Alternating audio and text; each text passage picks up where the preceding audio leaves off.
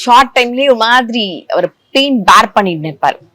அப்ப சொன்னேன், இது கண்டினியூஸா இருக்குதே நேத்ரன் சார், ஒரு செக்கப் ஏதாவது பண்ணிக்கலாமே அப்படின்ட்டு.